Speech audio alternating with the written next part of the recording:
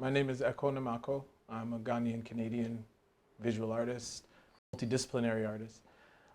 And it's being an artist focusing on using Lego as my material has been an extraordinary process. It's an evolving process. It's one that, I don't know, is informed by the material as much as it's informed by life. My artwork in this exhibition and my larger collection, it toggles with the notion of power. And I think when you have sculptures like Yemaya and Mamewata, who Yemaya is like originally from Yoruba traditions and then became a part of Santeria. And Mamewata is a West African water spirit. And you know, these spiritual practices are not the dominant religions. They are so much lesser known in the West.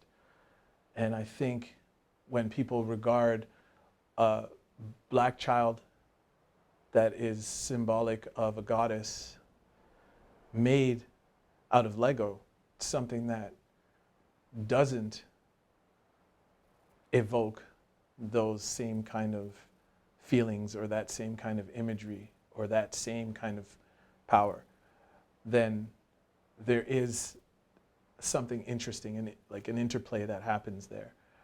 And that is something that I appreciate about that engagement when people encounter my work, is that they likely will encounter the work already knowing that they're going to see something made of Lego. But then when they see it, what they see doesn't match the perception that exists in all of our heads because it's such an iconic material.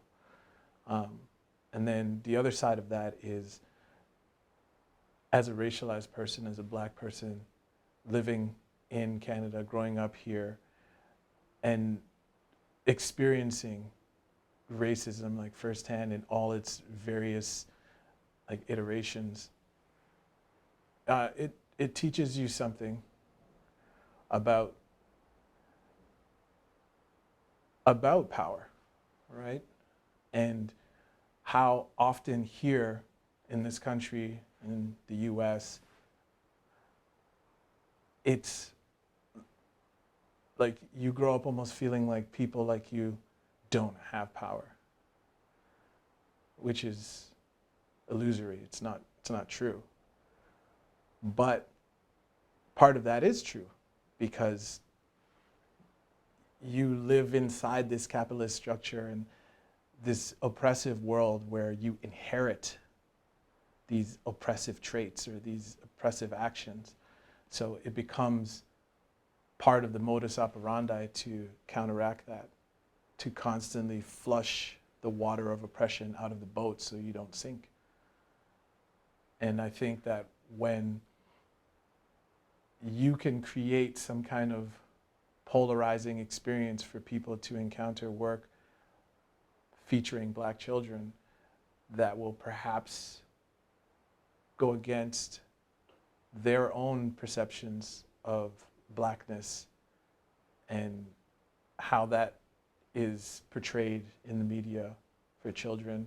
You know, when people think of the continent, when they think of Africa, when they think of African nations, I mean, I imagine it's not too much of a far cry for that image of a child crying somewhere impoverished or in need, which is reflective of the idea that African nations are just constantly in need, and that's their problem. That's something that was just the way of the world, and that's also illusory. It's false, right? You have countries that take and countries that are taken from.